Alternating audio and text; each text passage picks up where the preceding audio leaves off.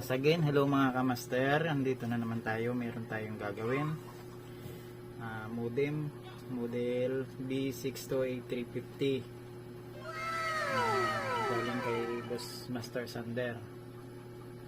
Lalagyan natin siya ng antenna ports. Dito. Tsaka dito. Kasi yung antenna ports niya kailangan ng adapter. TS9. Bibili ka pa, so lalagyan natin. So sige, let's proceed sa susunod na video.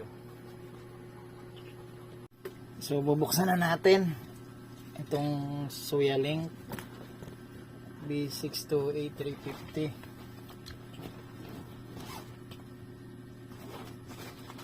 Kukuha pa tayo ng tools. Ito siya, screwdriver.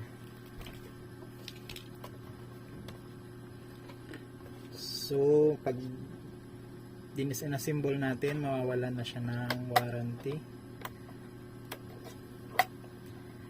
Bagong-bago kasi siya, may silyado pa. So ito na guys, bubuksan na natin. May apat na tornilyo. Isa, dalawa, tatlo, apat. Kailanganin pala natin dito yung connector. Nga pala, mamaya speed test natin na hindi pa natin nilalagyan ng connector o ng antenna pagkatapos ng modification. So speed test muna natin. Tara. So ito na mga master, magsisimula na tayo. Ang kailangan pala natin gamit ito, dalawang connector, IPX connector to SMA connector. Ito siya. Pwedeng mabili to kahit sa Lazada. Ingat lang sa mga seller. Yan, ito yung kailangan natin. Tapos barina or drill. Tapos pambutas. At bala nun, syempre kailangan natin ng bala. So guys, tatanggalin na natin.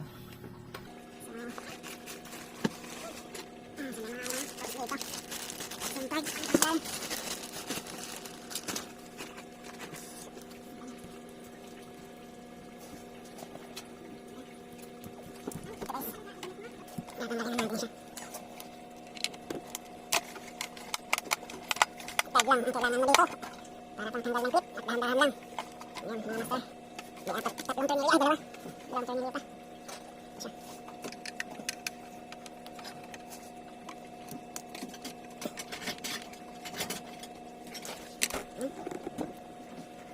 Tapos yan natin.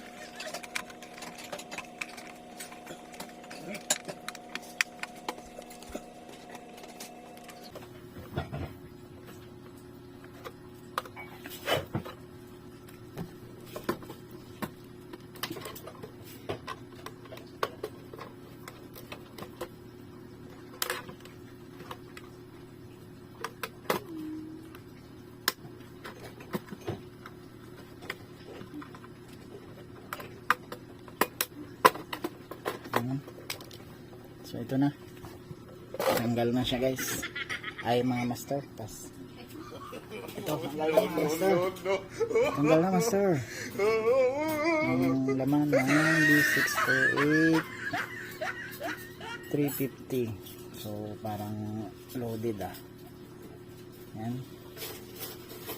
Ito yung tatanggalin ko na banda. Itong dalawang to. Yan. Yan, nakikita nyo. Yan, sa loob na yan. Yan, yan. So, okay siya. So, yan.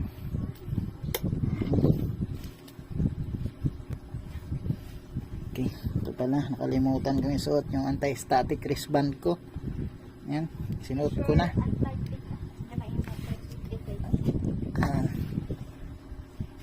Static discharge ESD. Suot natin yan. Lalo na kung sa board level ang ginagawa natin. So yan, okay. So ating lalagyan natin to ng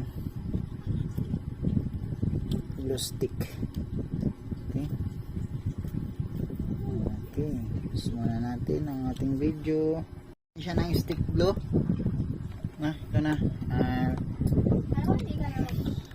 Ito pinailalim ko to yung cable niya para maipit ng red, tapos inangat-angat ko ng konti yung isang dulo ng IPX.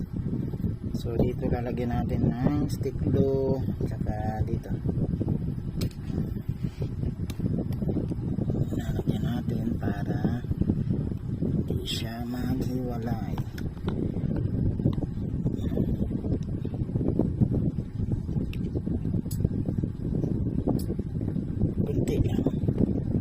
Kunti lang.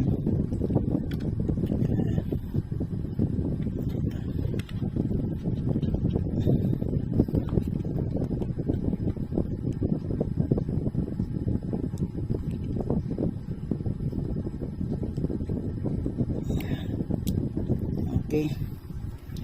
Tapos na paglalagay ng stick. So, tapos na tayo maglagay ng stick glue. Stick glue is the key of success. Joke lang.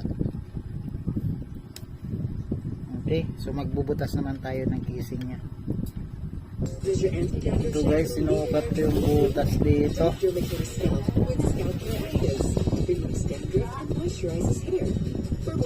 Sinutas yung butas.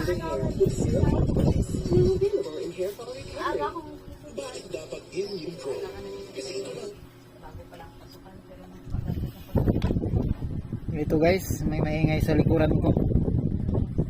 Ito may excuse lang, sasam ito. Ito guys, magbubutas na tayo. Sinukatan ko yan, itong dalawang yan, sinukatan ko para hindi magtama dito. Nabubutasan na natin.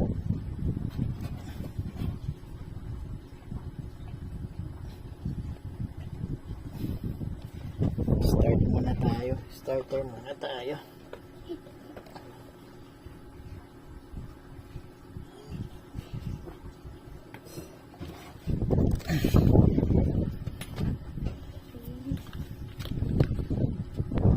Magbubutas tayo. Bubutasan natin, sisirain natin. Joke lang.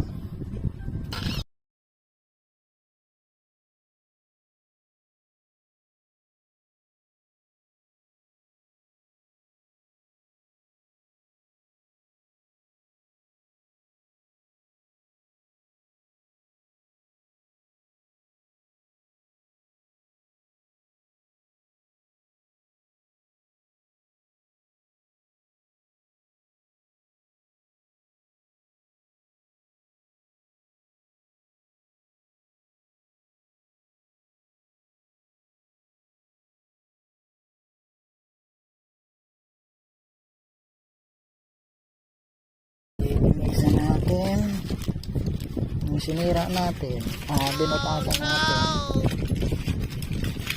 Ito mga master, ito pa yung magagalit yung company nito. Sinahirap yung model, nilibay ko. Ito marami na rin ang gumagawa ng ganito, ang gagaya.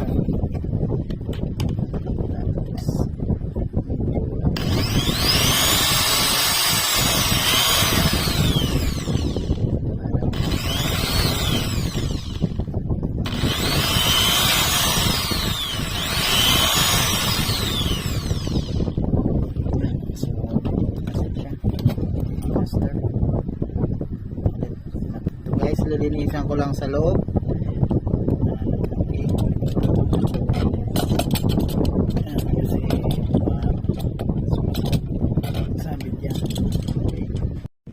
May butas na siya mga master dyan. So, follow na lang po. Subscribe na rin. Kung may natutunan po kayo sa ginagawa ko, sana magustuhan nyo, paki-like na lang po. Ilagay na natin dyan ang sikreto dyan, paano may pasok itong SMA. Kailangan ay sinulid. Sinulid is the key. Is the key of success. Okay, so maglalagay tayo ng sinulid. Siyempre pala mga master, babalik muna natin to. Lalagay lang natin dito para hindi siya mawala sa loob. Darating ang araw, makaibalik din natin. So, ilagay lang natin. Ayan, nakita ko yung kable sa loob.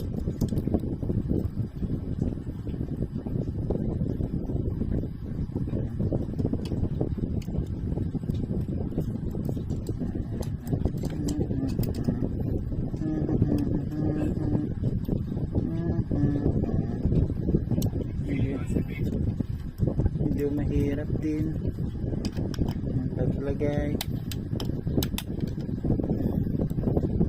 May tanggal pero mahirap ibalik. Ayan. Singit lang natin yung mga cable dito sa loob. Tago lang natin.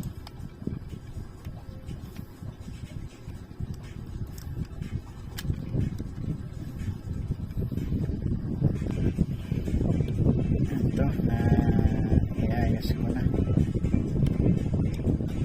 Okay, so tatalian na natin yung sinulid.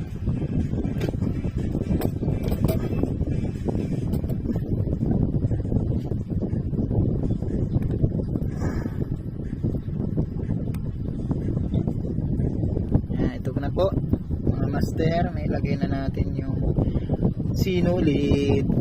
Okay, papasok na natin ang kanyang lamang loob sa kanyang baluti. Okay, sana magpas siya, no? So ilalagay muna natin ang ganitong estilo.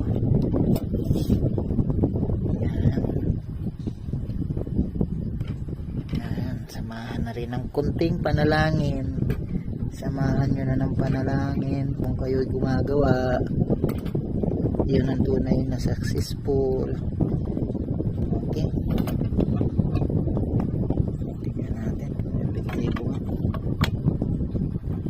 Ayan na master. Tingnan natin. Okay, ganyan lang, ayusin lang natin. Ito na mga master, fix na. Naigpitan ko na, diba? Sinulid is the key. Ayos na. So pwede na tayong mag speed test ulit mamaya. Tingnan natin kung may improvement sa speed. Abang pa kayo sa ibang videos, marami pa akong i-modify. Baka makakuha kayo ng tips. Watch and learn.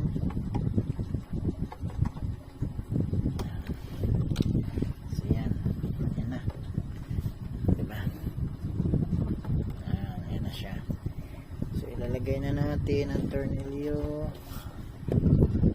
dalawa sa ibaba. Walang alog, hindi umalog. Kung sa mga dalubhasa dyan, turuan nyo ako. Willing naman po akong matuto.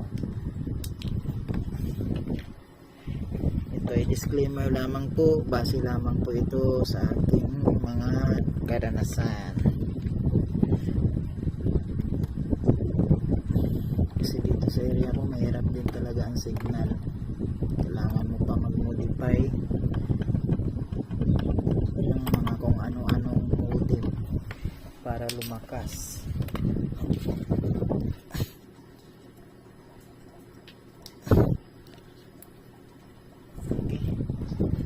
So abangan na lang natin ang speed test nito. master, binalik ko na ang mga 4 na tornilyo sa ilalim.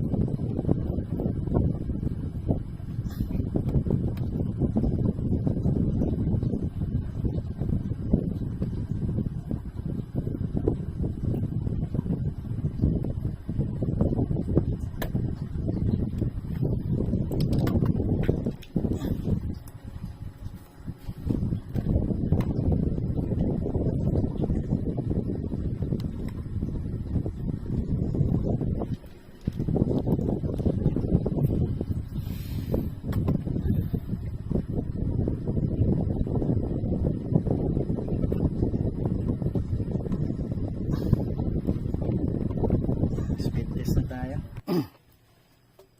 Mga kamaster, ilalagay na natin. Susubukan na natin. Ito na ba ang SIM card? So, kukunin ko pa ang SIM card. Ilalagay na natin. Hulog pa. Ito. Smart.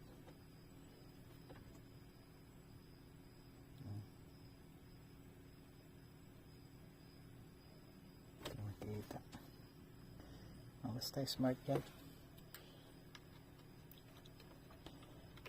Kakabit na natin. Masusubukan na natin kung epektibo ba o hindi. So kakabit muna natin yung TS9.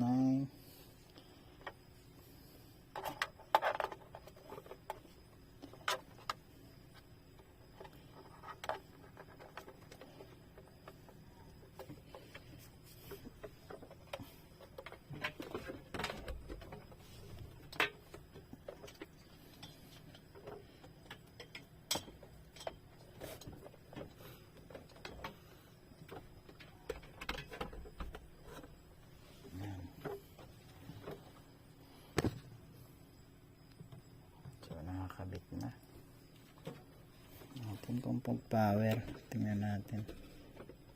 Power up na.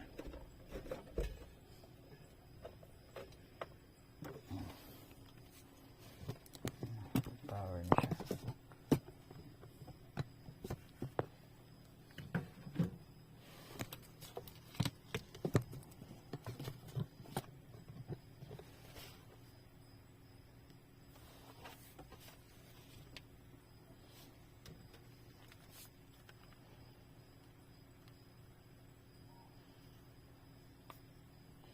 Tapos mamaya susubukan natin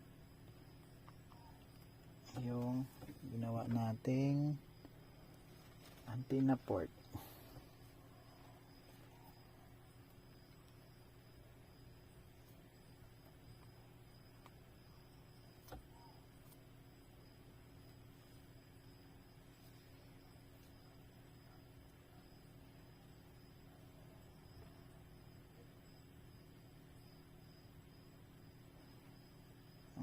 Ilaw na.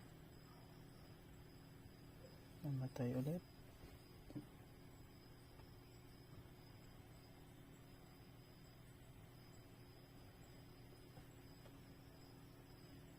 Ayun, wala siyang signal.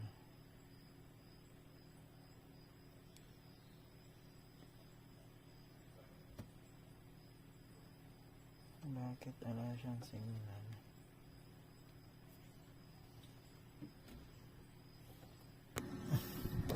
So hindi siya gumana gaya mga master, tama nga.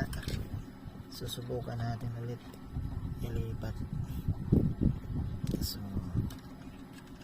yan, tinanggal ko. Wala kasi sang signal. Okay, so naibalik ko na siya. Hanapin natin ulit yung ibang port.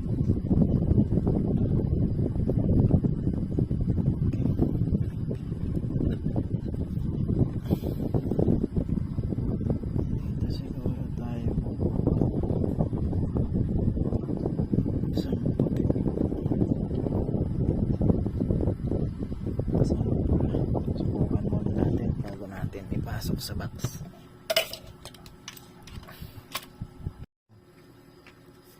Ito pinalitan ko, ilipat ko pala ng port. Bali dito yung puti at itim kanina, itinanggal ko yung itim, iniwan ko yung puti at doon ko nilagay yung connector. Yung isa naman yung pula lang sa taas ang nilagyan ko. So titesting na natin kung gumagana. Mga master, good morning. Kinabit ko na yung antenna na ginawa ko, yung port na ginawa ko, kinabitan ko na ng antenna. Racket Mimo ang ginamit ko dyan, yung maliit na Racket Mimo. Try na natin mag speed test. So magandang speed test nito kasi umaga, pero bukas susubukan ulit natin.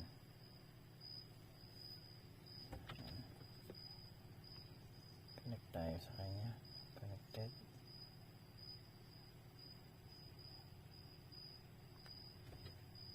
Try na natin mag speed test doon sa ginawa natin.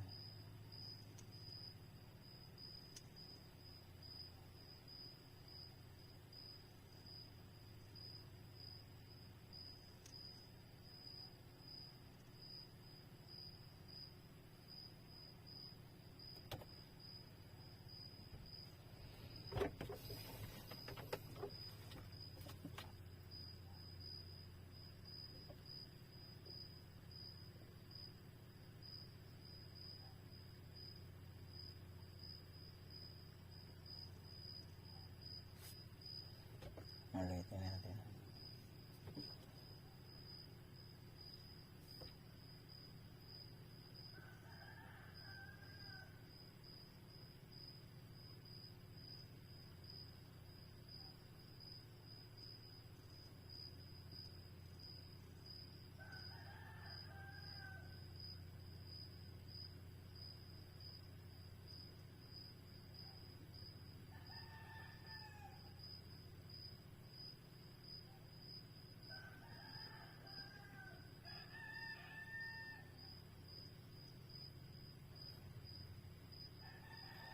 Okay, try naman natin sa fast.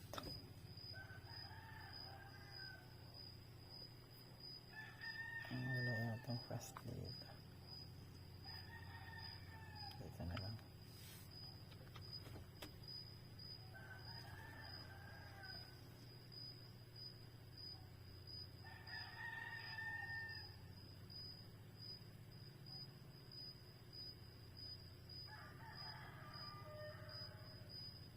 So parang hindi rin nagkakalayo. Okay, salamat po. Sana magustuhan nyo. Sana may nakuha kayong tips o aral sa video nito. Sana pakipalo nyo na lang din kung may natutunan kayo. Maraming salamat po. Bye. Update ko lang po yung ginawa ko kagabi. At susubukan ko po mag-speed test kung anong binago na speed ngayong araw o ngayong umaga. Sige, nakasasak pa rin po ang external antenna yung ginawa natin kagabi. So double check lang kung umuwag.